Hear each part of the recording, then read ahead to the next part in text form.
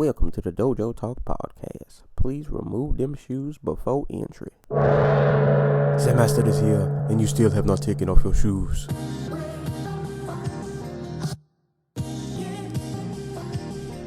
Yeah.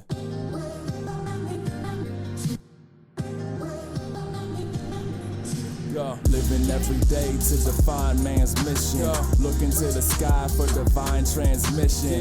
Deaf man's vision makes the blind man listen. Eyes on the prize, this is blind ambition. Thank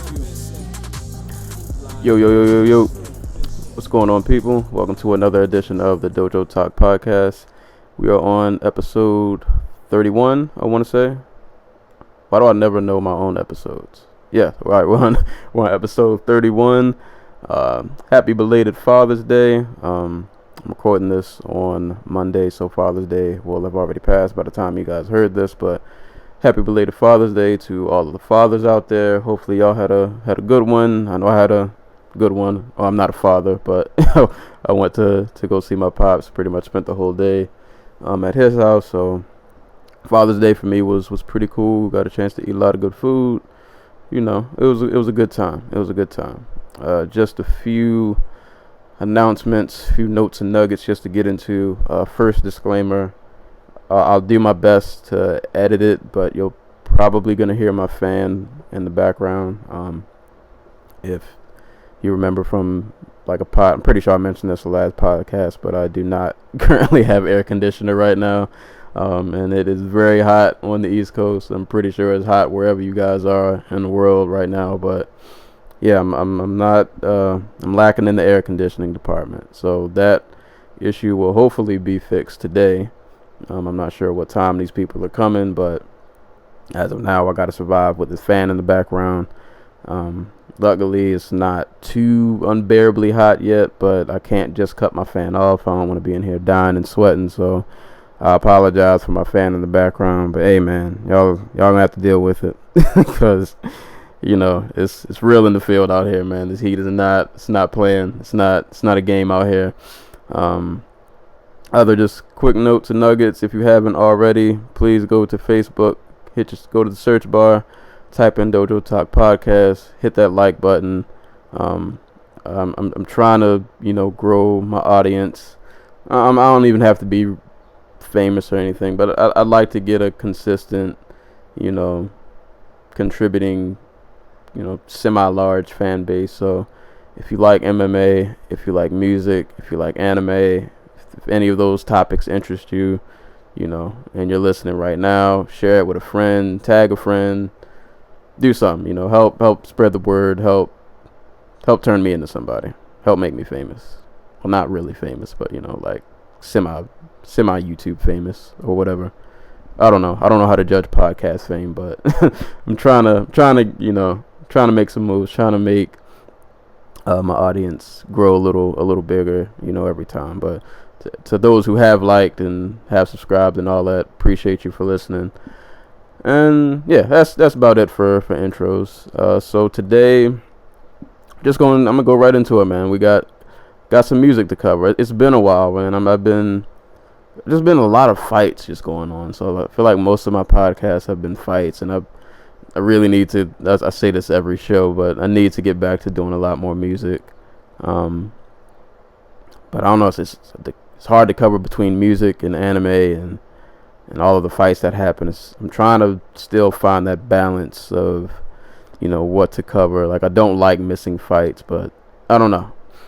Either way, I'm gonna try to get you guys some more music, but I'll make up for it. So today, I'm actually gonna try. We're gonna run through 3 projects to make up for all of the lack of music I've been reviewing. Actually, you know what? I might do 4, depending on time at the end, but we'll see what happens.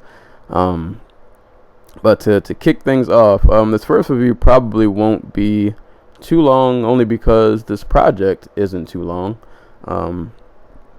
First project album I'll be reviewing, or really I should say EP, I'll be reviewing is Noveliss, and the project is entitled Dilla Instinct.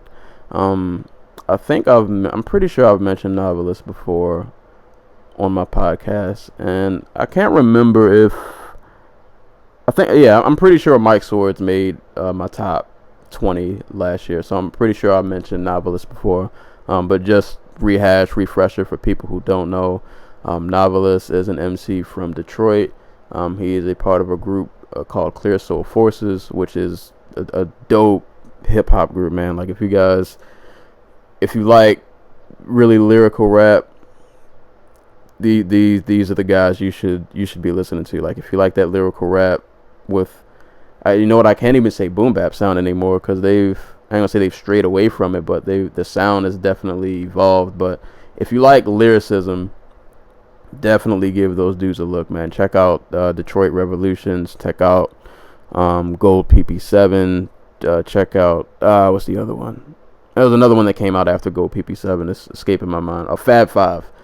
Check out Fab 5. The group, I think it's about 5 of them. I can't remember all of the names off the top of my head, but all really talented lyricists, just super dope group.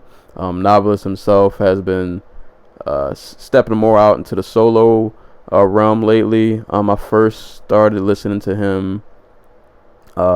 He did a project called Rhyme, which if you guys remember the Prime album with Royce and DJ Premier, he did like a little mini EP based off like some beats off of that. Then he did Tsunamis, which was another dope EP.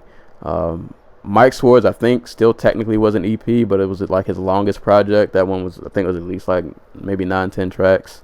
But he's come back, man, with Dilla Instinct. First thing I gotta say, man, this cover art is just so mean. Like, and the title Dilla Instinct is pretty much what you would think it is. The Dilla part being in reference to Jay Dilla, legendary producer from Detroit, R.I.P. The project is all instrumentals from Jay Dilla, and the Instinct is in reference to Killer Instinct, which if you've listened to Noveliss, you know that he throws a lot of anime references, a lot of video game references, movie references into his music. And so the cover is basically Fogor from Killer Instinct with dreads. It looks serious though, man. Like this cover art is mean. So that was the first thing that grabbed my eye. Pretty much anything he drops I'll listen to, but like when I saw the cover art, I knew this project was gonna be serious. And yeah, man, this little short sweet EP did not disappoint. Like I said, it's only 5 tracks. It's a real quick listen to. I've listened to this so many times only because most of the time if I put this on, I just play the whole thing through because it's such a quick listen. Production wise, like I said, the beats are all from Jay Dilla. Excuse me. So it's really kind of like low key boom bap, soulful, jazzy kind of feel to it. And yeah, that pretty much carries throughout the entire EP. So it's not too much to dive in on the production tip. Like if you're familiar with Jay Dilla, I think you can pretty much get an idea of what you'll be getting into. But Noveliss himself on this EP pretty much continues, man. Just continues what he's been doing, man. Just being dope, just being a really good MC, a really good lyricist, continuing the lyrical references to anime, a lot of Naruto references and things like that. But while also something I've noticed he's been doing a lot more of lately, at least I feel like that I've been noticing, is the music is getting a lot more. I'm gonna say a lot more, but he's definitely not shying away from like socially conscious issues also, which he goes into on this album. I guess I pretty much could do like a quick track by track, man. The album starts off with Knock 'Em Out, and pretty much on all these beats, man, he's kind of just lyrically just doing his thing, man. He's just flexing the lyrical chops, man. I love the first track, Knock 'Em Out. No hope for the stranded, say the sky's the limit, but they got drones on other planets. The candid bandit stepping out the chamber and rhyme. I'm a teenage Gohan perpetually trapped in his prime. Like, he just goes in, man. Dude, he's just a beast. And Knock 'Em Out is a good track to start this project off with. To be honest, it's probably my favorite track on the entire project. So if you listen to that track and you like it, that's pretty much a good indicator of what you're about to be getting into. Then it goes to What You Got For This. That's another dope track. I'm gonna skip real quick to track number 3, Left Alone. This track I love in particular because, as I mentioned earlier, if you notice, especially in like his solo projects, actually even with the Clear Soul Forces, even some of their group projects, like they're not shying away from, every now and again going into some social issues if he feels the need to talk about it. And I wish I could find the lyrics. He says something, and there he goes. True colors come out through social media actions. How you love rap but still get disgusted by bro black shit. Like, like and I like that track because he really goes into the full spectrum of dealing with like racial injustices and just like that whole spectrum of kind of just being black in America and kind of like the hypocrisy of racism and some of the hypocrisies of the country in general.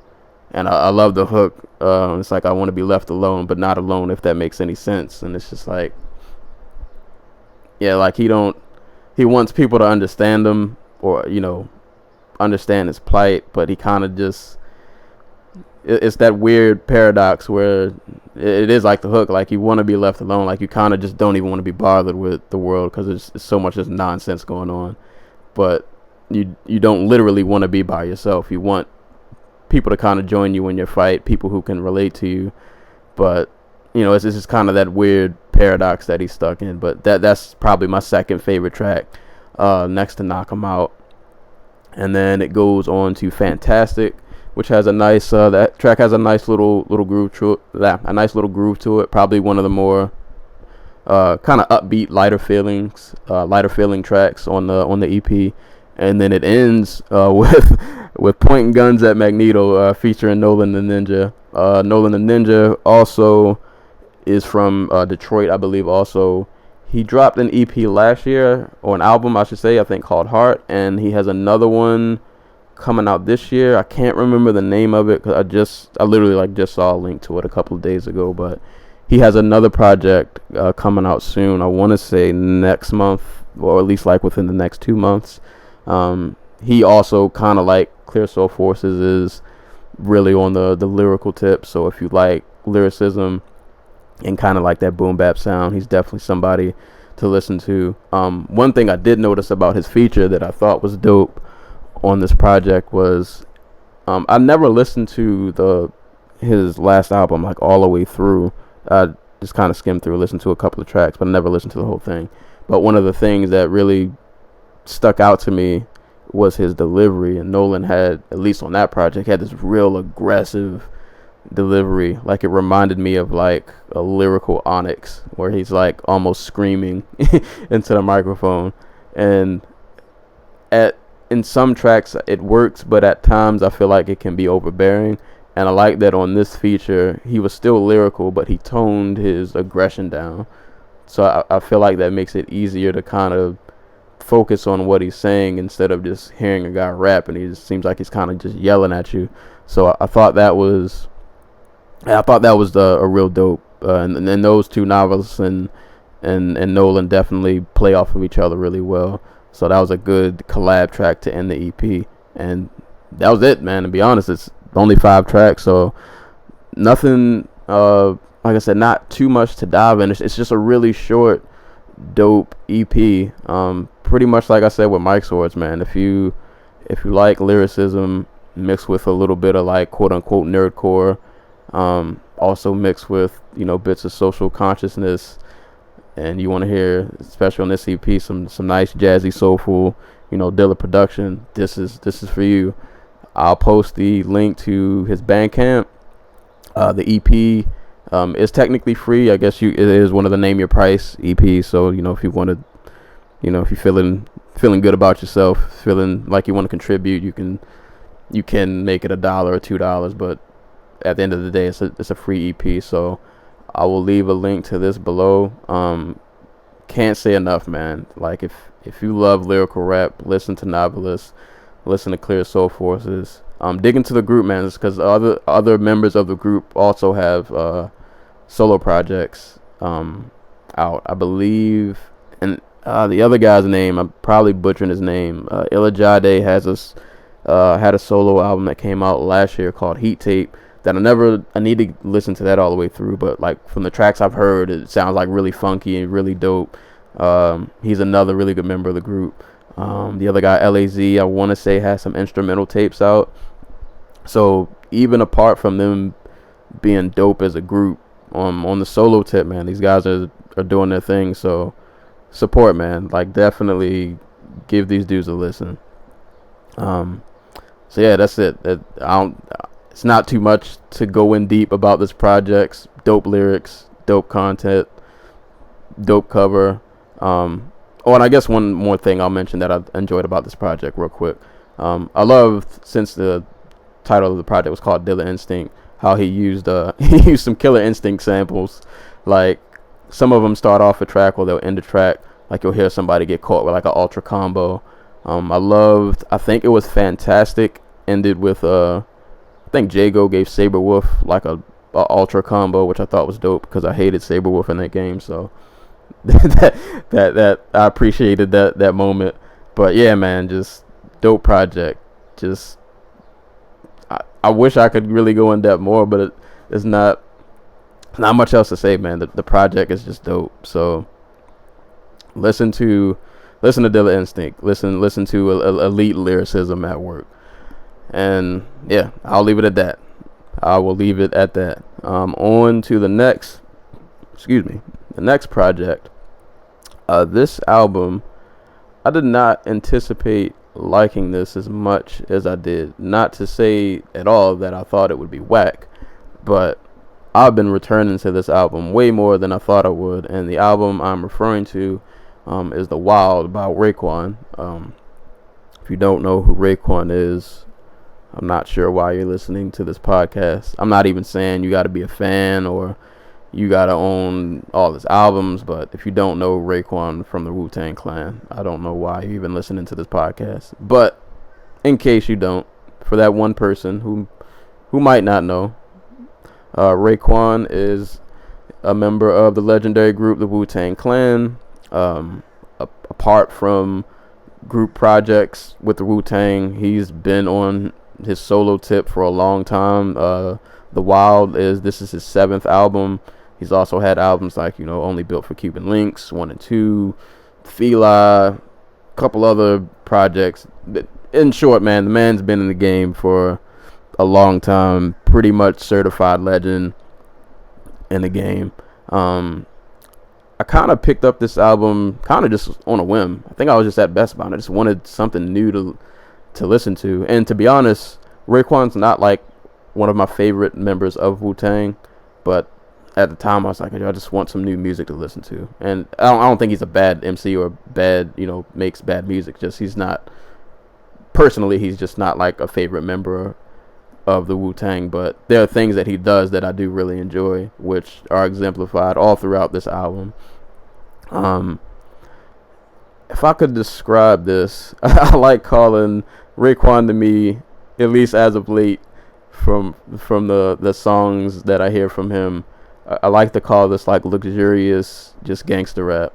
Like, it's real. He has a way of describing things that just he makes everything just sound so cool. Like, he's one of the greatest like mafioso style rappers I've ever heard.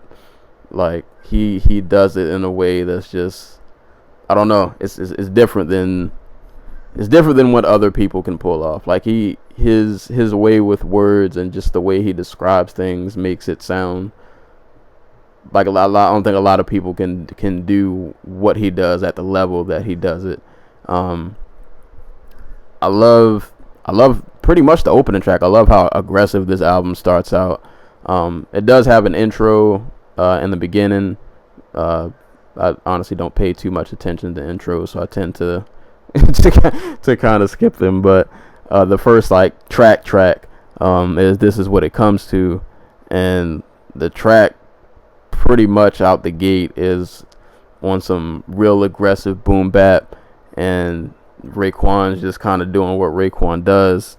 Man, I done blacked out. No man is safe. Your crew is cornered. Why did you think you could step over me? I'm too enormous. Plus, I heard you was an informant. Cold brew, sell 'em. Roll out the plastic. I'm about to catch a body on this. Like, dude just goes in on that real just G mafioso tip, man. Like, and like I said, man, he does it just really well. And the production that he gets, especially for this album, fits, everything that he's trying to do. The production on this album is a bit varied, but I feel like for the most part, it's definitely has like the boom bap roots.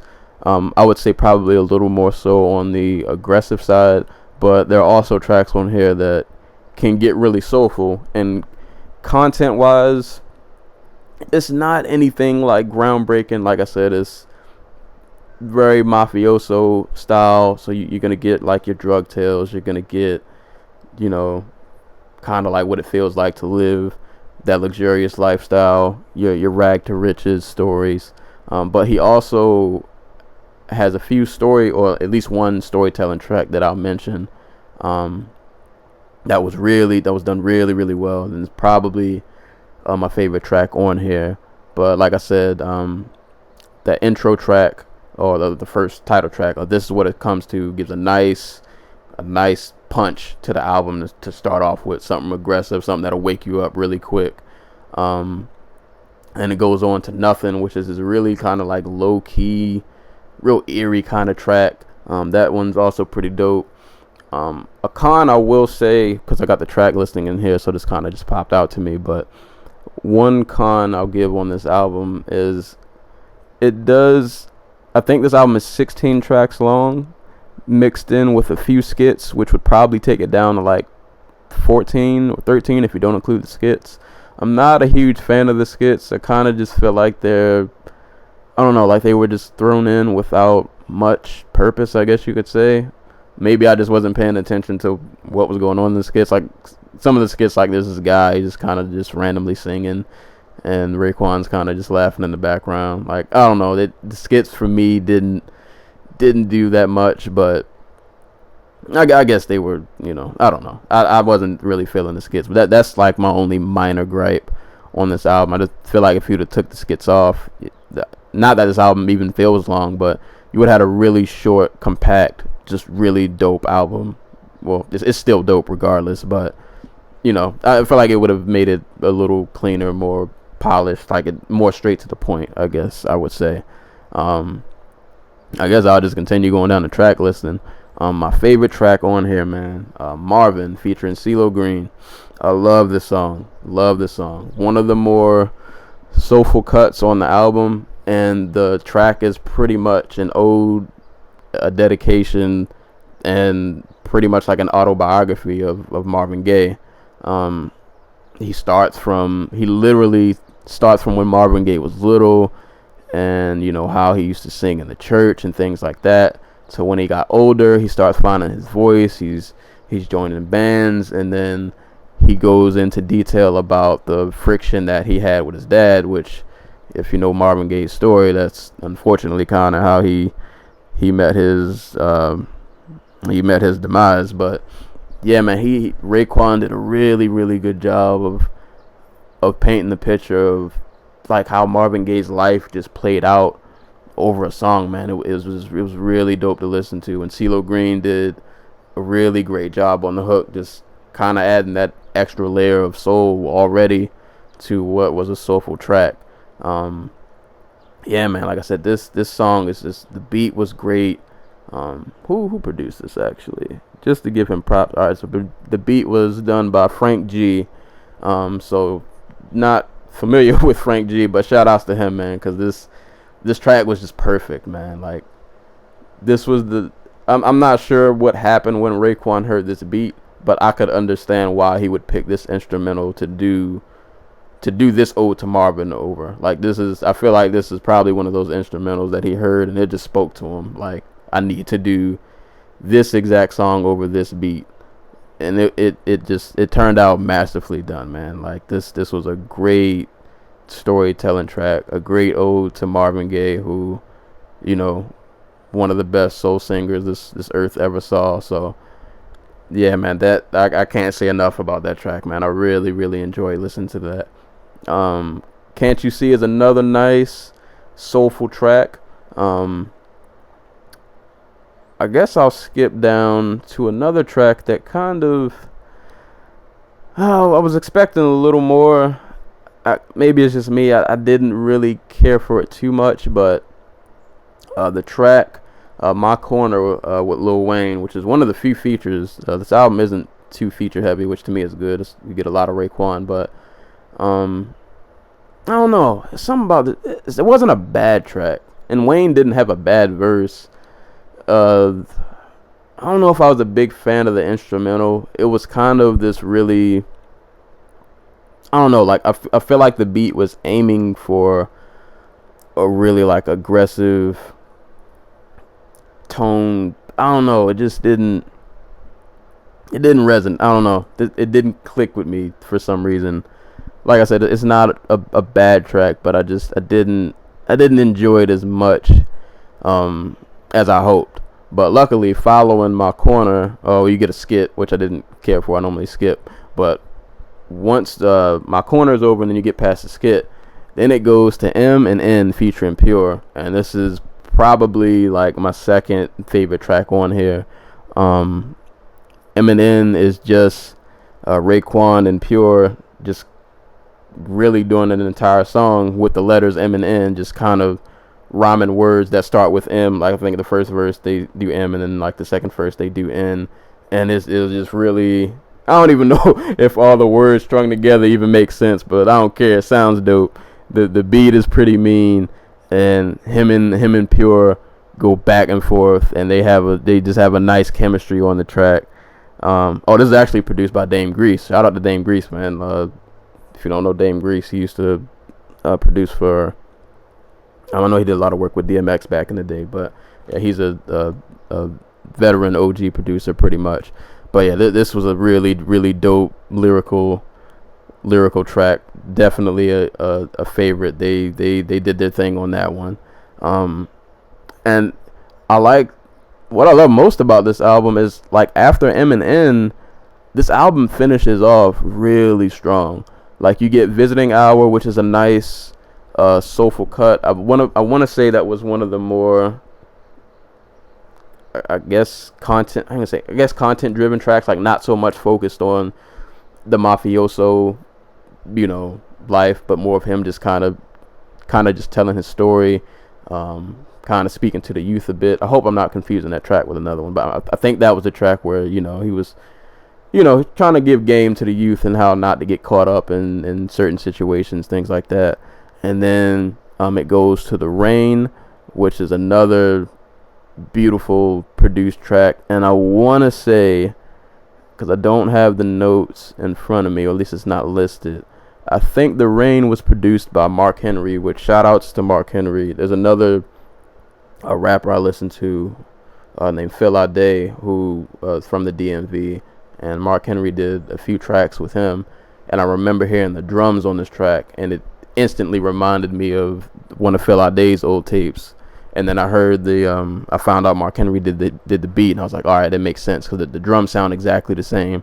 But I love that track, man. It's a real like I said, it's like that luxurious gangster music feel, man. I love that track. I love the drums, and The Rain is pretty much The Rain, man. Raekwon is, he's on top, man. He's in his ever so poetical way with words, describing how he, he's on top, man. He's holding it down. You're not taking the crown from him, and if you attempt to, it's not gonna go well for you. So, and like I said, the album finishes out real strong, man. You get The Rain, then you get Crown of Thorns, which is another really dope track. I'll stop and mention Purple Brick Road featuring G-Eazy, which was one of the singles off this album. Actually, this was the first track I heard before the album had came out. This was produced by Justice League, which, if you know Justice League, especially like if you listen to Rick Ross, because I know he's done a few songs with them, but Yeah, man. Another one of those tracks that just feels so just luxurious and grand, and like I said, man, he's back on that mafioso tip, but like over that production, it sounds so good, man. It sounds really, really, really good. And I don't really listen to G-Eazy. I'm not a huge G-Eazy fan. Then this verse isn't gonna make me buy an album or anything, but it was a solid feature from G-Eazy. I thought his verse was pretty dope. I just think with him, his like cadence and his flow just reminds me too much of other rappers. Like I definitely hear like a Drake and like a Big Sean influence in him, that to me he sounds so much like them that he doesn't stand out too much. But regardless, his flow was good. The flow was decent, the lyrics were decent, so the verse was cool with me. And shout outs to him for being this young in his career, and you got a song with Raekwon. Like that's a good look regardless of how I might feel about your music, or you as an artist. But you getting a song with Raekwon, that's a good look, man. That's a good stamp to have. So this is actually one of those tracks. I'll probably post a link to this. Like if you guys listen to this track and you like it, you'll probably enjoy the rest of this album. I feel like that track embodies a lot of what this album has to offer, as far as style and like what you can expect when you listen to it. So I'll post a link, because this song does have a video. So I will post a link to that and give that a listen, man. If you guys like that track, you'll definitely enjoy this album. And then it closes out with what is the name of this song? I don't want to get it wrong. Closes out with You Hear Me. Well, technically it closes out with an outro, but like the last song is You Hear Me. I like this track, and I thought it was a great closer, but this track stands out also because Raekwon definitely switches up his flow on this. It has more. This is probably, trying to think of a way to describe this, one of the more catchier sounding songs. Not that it's like pop or even anything like that, but I think this is probably, like, sound wise, flow wise, it's one of the more like audibly accessible sounding songs, if that makes sense, on here. But I thought it was a nice switch up of pace with his flow. The beat banged. It was a dope way to close the album out, and I think you guys would really enjoy that.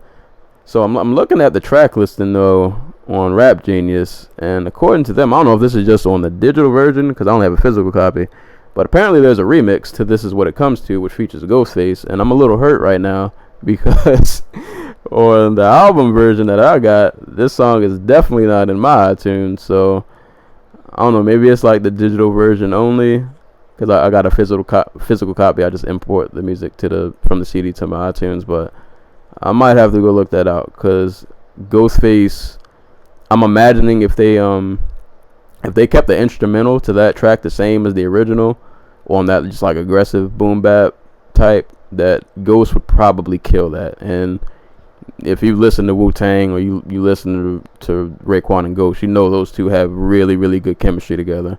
So yeah, right after this podcast, I'm gonna have to look that up, because I'm probably missing out on a really dope cut.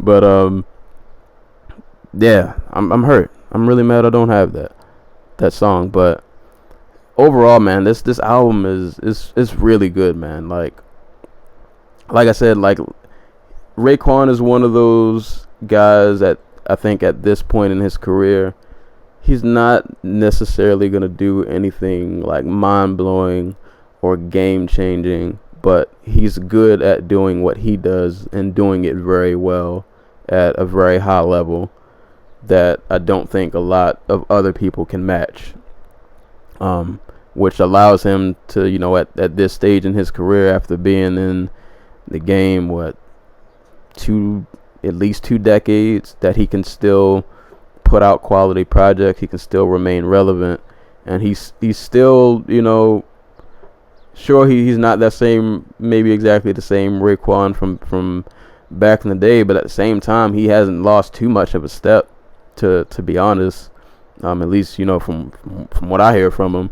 So he's still managing to put out quality projects this late, in his career, and he hasn't really hit that wall to where it's like, oh, he's fallen off, or maybe he should retire. Like, nah, man, if keep doing what you're doing, it's working.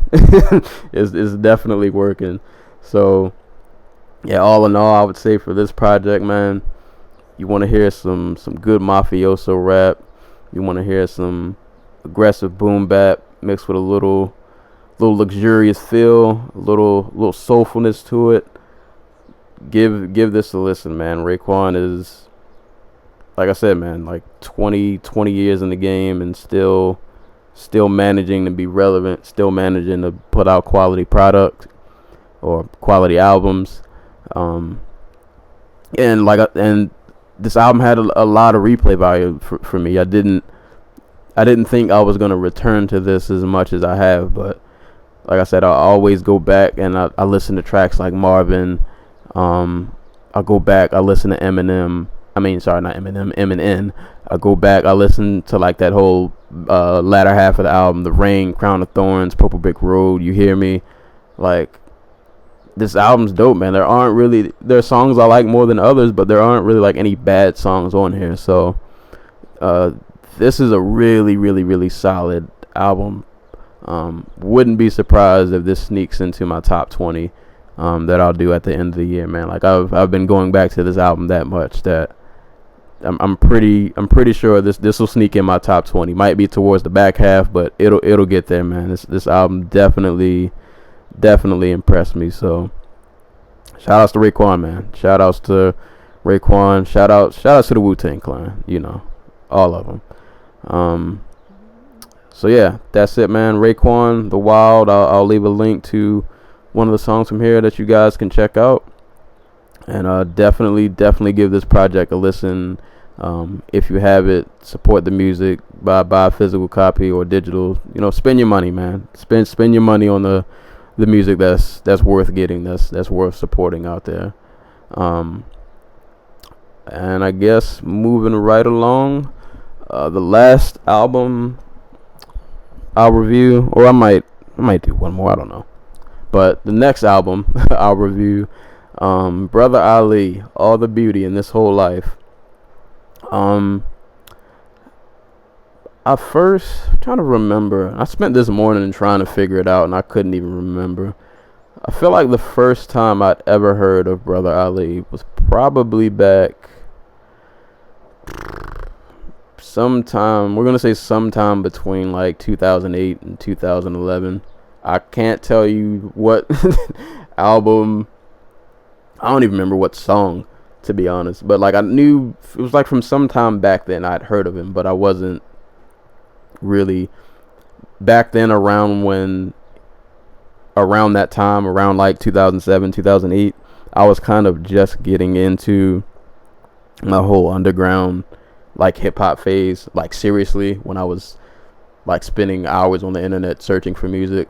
So like I had came across him, but he wasn't somebody who back then I like really dug into.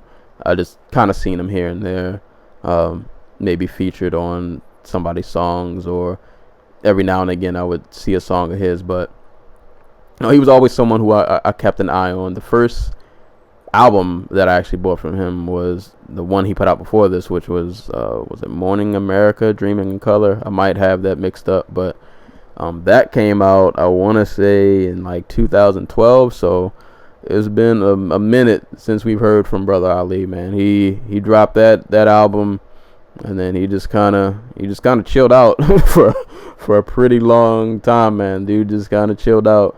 But he came back this year, man, and I've just been in this phase lately, man. I've just been really digging for new music, just fiending for new stuff to listen to. So I heard this was coming out.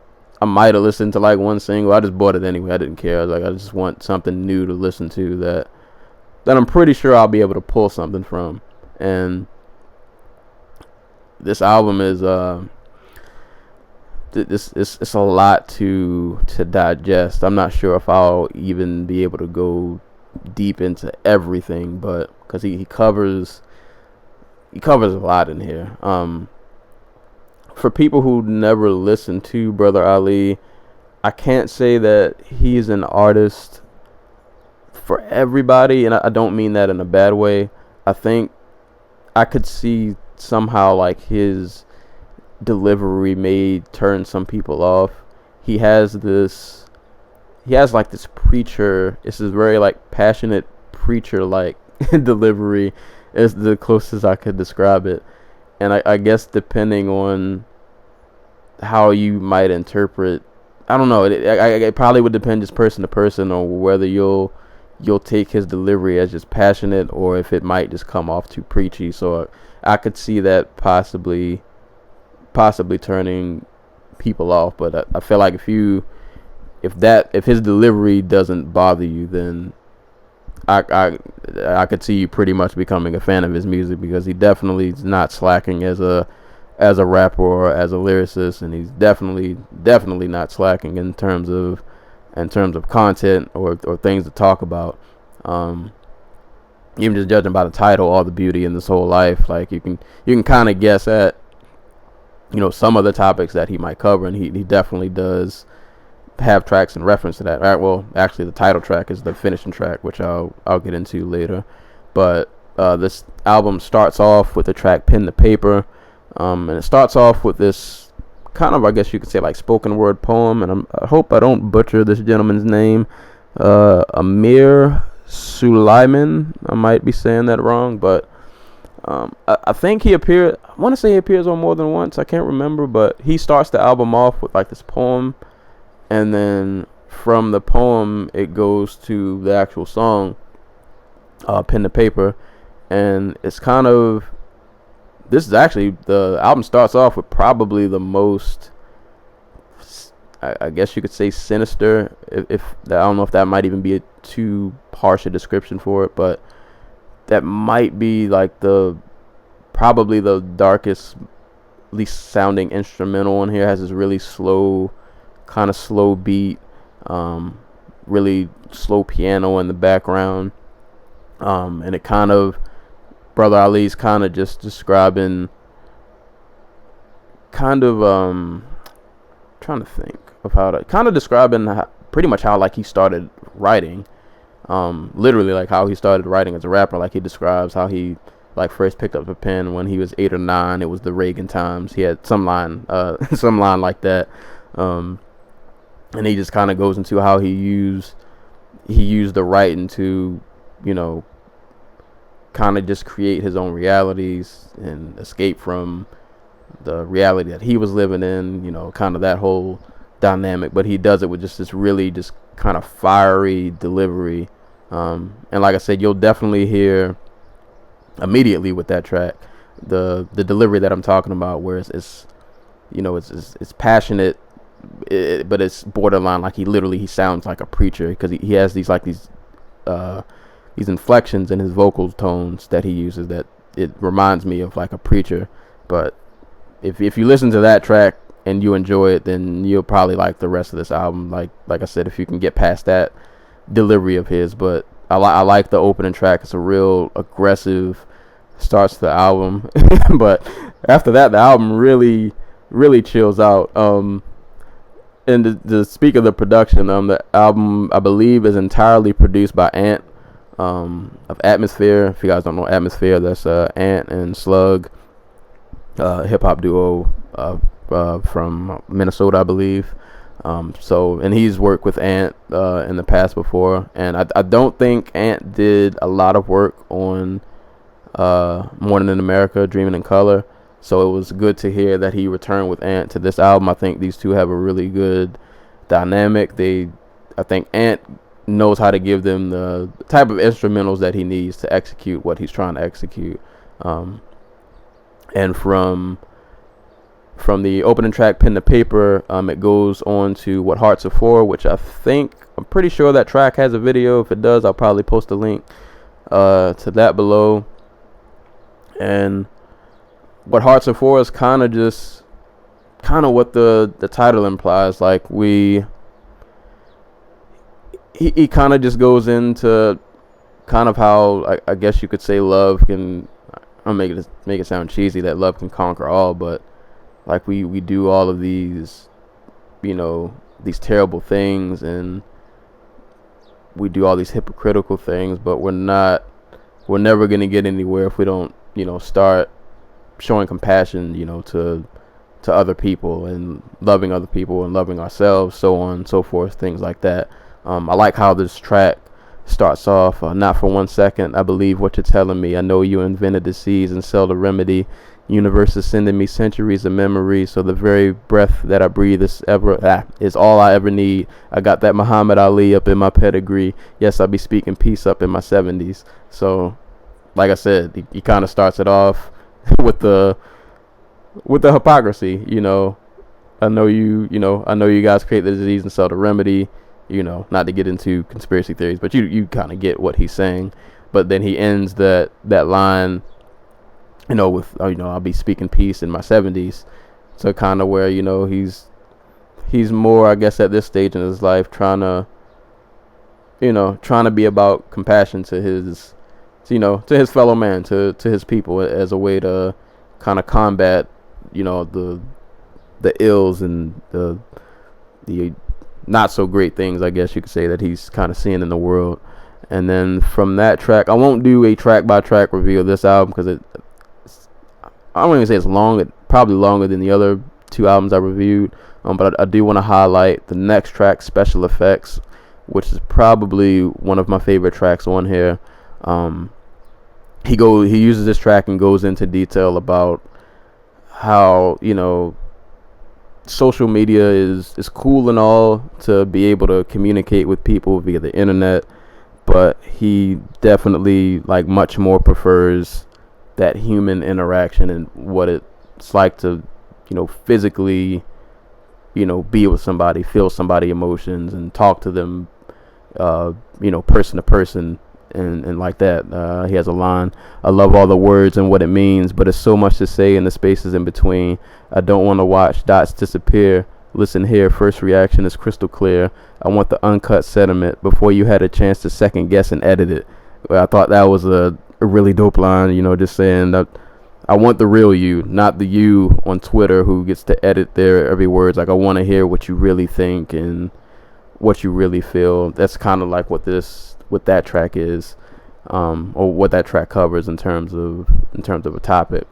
And the rest of this album, man, it's a lot of content. Just from, like I said, I'm not gonna go too deep because I'd be here all day trying to, because I feel like every track he's basically addressing another issue. But you got tracks like Dear Black Sun, where he really a heartfelt track to his son, telling him, pretty much trying to have that father-son talk about racism and how to deal with it, and how you're not defined by what other people think of you. That I wish I would have wrote some lines from that song down. There are a lot of just deep quotables in that song. That's definitely a track to listen to. We Got This, another favorite track of mine, featuring Ciroc, who's a dope dope female MC. If you guys are looking, I feel like there's I don't say a myth. A lot of people say there aren't really a lot of good female rappers. A lot of them are out there. People just don't know about them. I'm always a champion for Rhapsody, who isn't just a favorite female MC, just favorite MC in general. But when people mention female MC, she's always the first person I bring up. But Ciroc is also another really good one. So that was a dope track. I tend to like the first half of this album better than the second. From Pen to Paper to What Hearts Are For to Special Effects, Can't Take That Away was okay. Then you got Dear Black Sun, We Got This was dope. Uncle Uzi Taught Me, which is a pretty dope storytelling track of him kind of describing how he took this trip to Iran, and they invited him over there to kind of speak about police brutality and things like that. But the Iranians know him and his music, so they wanted him to perform Uncle Sam Goddamn, which that's, if you've never listened to Brother Ali, that's one of his, probably like the biggest song, one of his biggest songs that he's ever made. Then that came out back in like 07, and in Iran, like it's pretty much like illegal to rap, but he rapped in front of these people, and then he tried to do it like on the low. He guess he didn't think it was gonna blow up, but then he ended up being on the news, and then he had to hurry up and get out of Iran because he didn't want to get in trouble. And then he comes back to America, where, you know, we claim to fight terrorism and things like that. And he comes back to America and he describes how he feels like he was treated like a terrorist because he gets to the airport and they start asking him all these questions and they start searching his bags. And it was a really dope, storytelling track. You got other good songs on here like Pray For Me, Never Learn. Another interesting track on here called Before They Called You White. And I'll bring this track up because of, I don't know, I thought that just the angle that he took was different that I don't see a lot of people address. I'll just read the intro. The intro of this track is just, he wasn't even really rapping, it was just him just kind of talking. And the intro is, at what point did poor European people that used to rebel against the ones that forced them to work land they didn't own and die with nothing of their own? What was it that turned their hearts so that they start to identify with power even though they're powerless? Identify with wealth even though they're broke. It's the invention of whiteness. And literally he goes into what his definition of whiteness is. And I just thought it was a dope, interesting take. Another like heavy track, man. Like I said, this album's really loaded with content, but it's also, I feel like the production on this album is really, and I guess depending on the listener, you could say it's a pro or a con. It's very easy on the ears. Like, none to me, and the production is not bad, because Ant definitely isn't a bad producer. None of the instrumentals to me really like pop out. They're kind of just, they're there for what they should be there for. Like they aid the track, they aid Brother Ali's lyrics. But this album to me is very peaceful and mellow at times. It's really easy on the ears. I guess I'll also mention that Brother Ali doesn't really curse, so you could listen to this around your kids, or you know, you got younger siblings in the car, you can play this and you don't have to worry about it. So I said, depending on the listener, I guess you could view it as a pro or a con, because it may come off to some people as, I guess you could say cheesy. I don't really want to use that. That's the closest word I can really think of, but you know, you might say it might be a tad bit cheesy, a tad bit preachy. It's a very clean album, but at the same time, it's clean, but he definitely talks about a lot of dark and heavy topics throughout, man. Like I said, I'd be here all day if I just went through every track, but I do want to mention, just skipping all the way down to the title track, which is the closing track, All the Beauty in This Whole Life. And that track pretty much wraps this album up in a nice little bow and encompasses a lot of you know, pretty much what this album is about. Kind of reading through the lyrics, I want to say this track has a lot of religious backtone to it. Definitely a track I feel like is kind of dedicated to God and talking about kind of like how his love of God is inspiring him to love people and try to be a peaceful being, you know, on earth, and kind of how, you know, like his relationship with God has affected him in that way, and how he's trying to stay on the right path. I guess just to give you a better idea, like verse 2 starts off, "These two eyes inside of my head have never seen clearly. A whole team of geniuses couldn't seem to cure me. A lot of the time I just resigned and just closed them completely and relied on what's inside me to guide me sincerely. Let the heart navigate and pray that the path is straight. Lead me directly to your threshold, standing at the gate. So yeah, that I mean, that's just the start of the verse, and he goes on to talk about kind of like how being in God's presence kind of like made him cry, and after that he kind of saw, he kind of started seeing things clearly and started seeing that, seeing how powerful love can be if used in the right way. But I thought it was a really good way to close the album out. So yeah, man, another dope album, man, from Brother Ali. I need to go back and listen to a lot of his back catalog. He's one of those dudes who I tend to just hear like songs from him, but I haven't listened to like a lot of his albums in whole. But as far as this album, if you want something, like I said, it's really easy on the ears. It's loaded with content, but it's also clean. Like I said, it's something you can play around your kids.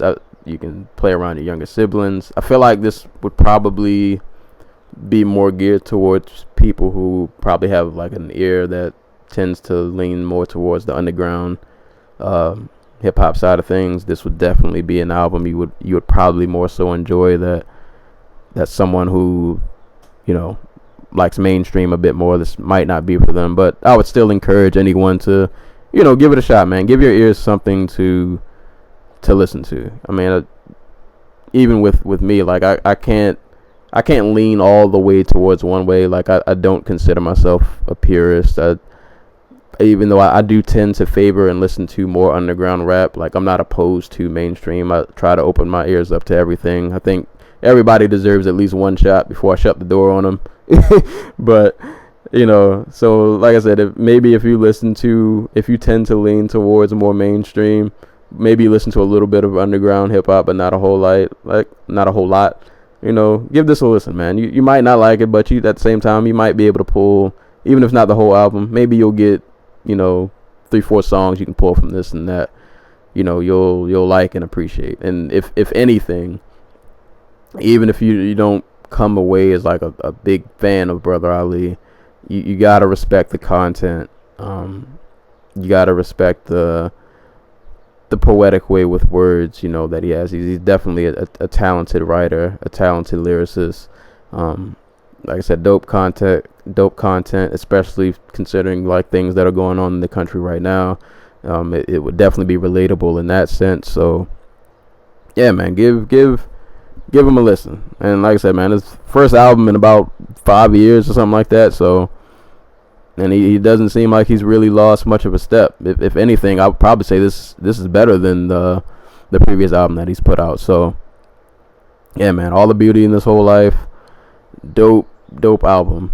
Dope album from Brother Ali. Love the content, love the messages. Keep doing your thing, man. Definitely a really, really solid album. And real quick, just to throw this in there, I'm not really gonna review this, but I've been I told myself this year I wanted to get back to listening to more like instrumental albums or mixtapes or EPs, just instrumental music in general. Like I went through a phase where I listened to a lot of instrumental projects, and then I don't know, I kind of like fell off that wave a little bit, but I'm trying to get back into it. And one of the tapes that I came across is from the Audible Doctor, and this instrumental tape is called Soul Slaps, and this is a really dope instrumental project, man. It's kind of what the title implies, man. It's a really just soulful instrumental project. All of these beats are dope, and I love how he named it. I guess I would say they're only going by the title names. It seems like he named the titles of the track after like the situations that surrounded the instrumental. So like the first it starts off with an intro, but then the actual first song is titled "The Amanda Diva Remix I Did That Never Came Out." So yeah, I just thought it was dope that like he all of the tracks are just named after certain situations. Like another track is called "One of My Favorite Beats I Never Released." Always like this one, but never put it on but never fit a project. So I just thought the titles of the songs were really dope. But that aside, man, these are some really just soulful instrumentals. I believe there's a Soul Slaps 1 and there's a 2. I've only listened to 1. I haven't gotten around to listening to Soul Slaps 2 yet, but I'll leave a link to Audible Doctor's Bandcamp. So definitely give this a listen, man. This has been a really dope instrumental project. The beats aren't too long, so you can get through this pretty fast. It's only 12 tracks, and most of the beats only run for maybe about 2 to 3 minutes. Some of them not even that. So yeah, man, if you want just some soulful hip hop instrumentals to listen to, man, give that a listen, man. So I wanted to plug that in real quick. But yeah, so just a quick review. Noveliss-Dilla Instinct. Listen, support. Go cop that. Raekwon-The Wild. Go cop that. Get that mafioso, luxurious gangster music in your life, man. Go listen to that. Brother Ali, All the Beauty in His Whole Life. You want something with some just tons of messages, tons of content, something real easy going on the ears and delivered with a passionate, preachy delivery. Give that a listen. And Audible Doctor, Soul Slaps. Get that soul in your life, man. The soulful instrumentals, man. Just get that in your life. You need it. It's great music to just kind of have playing in the background if you're cleaning or if you're studying, something to just keep your head nodding, man. So yeah, that's pretty much all I got for today. Not going to keep you guys. It's been about roughly an hour or so, and keep you guys too much longer. But as always, man, if you guys haven't done so, like the Facebook page, just go to Facebook, type in Dojo Talk Podcast, hit that like button. Please spread with a friend, family member, if they like hip-hop or music in general, if they like anime, if they like mixed martial arts or combat sports in general. Share with a friend, man. I'm trying to grow the audience. I think I've done pretty decent with putting out content on a pretty regular basis. Between all of the interests I have, there's pretty much never a shortage of things to talk about. So I think I've been pretty good with putting out content pretty much on a weekly basis. So just trying to grow my audience a bit more. As far as future episodes, I just copped Big Boy's Boomiverse, so I gotta sit with that a little more before I talk about that. I've only gotten a chance to listen to it pretty much like once. I just bought it the other day, so I'm pretty sure I'll be doing a review with that. A while back, I did an anime review with Anime NYC Girls, who's a blogger. Shout out to Stephanie. We reviewed the anime 91 Days. Just finished Attack on Titan Season 2 yesterday, so I'm pretty sure she's finished it. So I'm going to try to reach out to her. Maybe we can make that happen again, do another anime review. And of course, there were fights this weekend, so me and the Anti-Cool pretty sure we'll be back recording sometime this week.